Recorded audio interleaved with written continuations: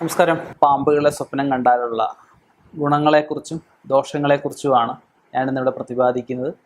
ഇത് പല ഗ്രന്ഥങ്ങളുടെ പല ഉപനിഷത്ത് പുരാണങ്ങളുമൊക്കെ പരിശോധിച്ചതിന് ശേഷമാണ് ഞാൻ ഈ ഫലങ്ങളെ ഇവിടെ പറയുന്നത്.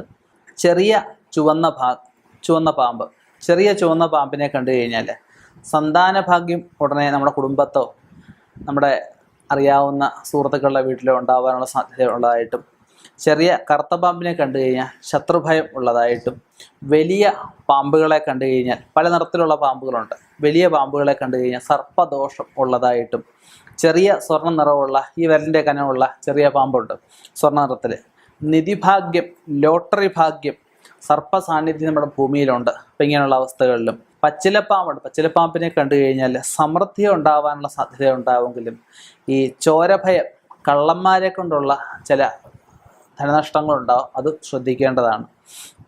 വെള്ളി നിറത്തിലുള്ള ചെറിയ പാമ്പുണ്ട്. അപ്പം സർപ്പക്ഷേത്രങ്ങൾ എവിടെയെങ്കിലും വഴിപാടുകൾ കിടപ്പുണ്ടെങ്കിലാണ് ഈ വെള്ളി നിറത്തിലുള്ള പാമ്പ് വരികയും, അതുപോലെ ഉരുളി, കുട്ടികളുണ്ടാവാത്തിന് എല്ലാവരും ഉരുളി കമഴ്ത്തിയിട്ടുണ്ടാവും. കുട്ടികളായതിനു ശേഷം പോയി ഉരുളി നിവർത്താതിരുന്നാലും ഈ പറഞ്ഞ വെള്ളി നിറത്തിലുള്ള പാമ്പിനെ കാണാനുള്ള സാധ്യതയുണ്ട്. വെള്ളി നിറത്തിലുള്ള ചെറിയ പാമ്പും വലിയ പാമ്പും ഏതായിക്കോട്ടെ, അതെല്ലാം ഒരേ ഫലങ്ങളായിട്ടാണ് പറയപ്പെടുന്നത്. പിന്നെ ഓരോ വീടുകളിൽ ഓരോ പാമ്പുകൾ വന്നു കയറാറുണ്ട്. ഇപ്പം ചില പാമ്പുകളും വീട്ടിൽ വന്നു കഴിഞ്ഞാൽ ഇരിക്കുകയില്ലെന്നാണ് പറയുന്നത്. എന്തായാലും ഇതൊക്കെ ഇഴഞ്ഞു കിടക്കുന്ന അവസ്ഥകളാണ്.